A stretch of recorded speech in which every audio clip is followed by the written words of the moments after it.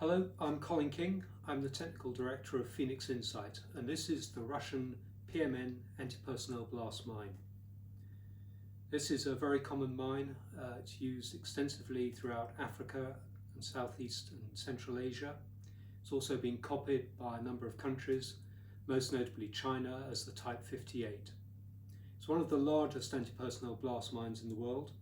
It contains a charge of about 210 grams of TNT, but it also has one of the lowest operating pressures of all the anti-personnel blast mines, ranging from about 8 to around 20 kilograms pressure required to initiate it. The body of the PMN is made from bakelite plastic, which is hard and brittle. It's very resilient, but it also causes a localized fragmentation hazard when the mine detonates. So you can also see it has a transverse fuse with the fuse assembly covered by a cap at this end and the detonator plug at this end, also made from bakelite. The cover is made from rubber and it's held in place by a steel band, and that steel band contributes massively to the detection signature. So when the band rusts through, the detection signature of this mine drops substantially, although it still has a number of metallic components inside. On the top of the mine there sometimes are markings. On this mine, as with many that have been in the ground for some time, those markings have been rubbed off, and some mines also have stenciled black markings on the base.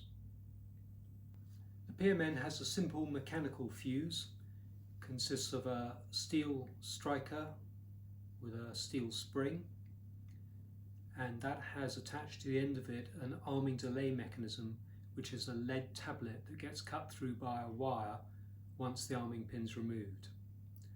At the far side of the mine is the MD9 detonator capsule, and that incorporates a stab sensitive detonator and a booster which is approximately 6.5 grams of tetrol.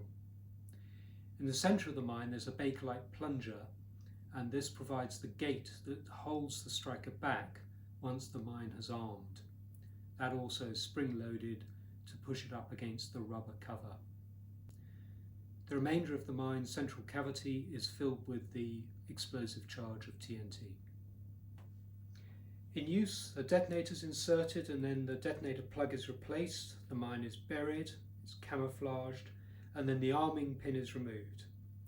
That results in a delay of 15 to 20 minutes before the striker moves forward against the edge of the gate. When someone steps on the rubber cover of the mine, it pushes down the central plunger and allows that striker to be released onto the detonator. The main charge detonates and the plastic cover is shattered. The mines have generally proven pretty resilient. Many have survived for more than 30 years in dry climates. In wet climates, the rubber cover can perish, and once water enters the mine, the steel components tend to rust and the mine can become non-functional. In summary though, the PMN is a very simple, reliable design, and it still poses a threat in countries throughout the world.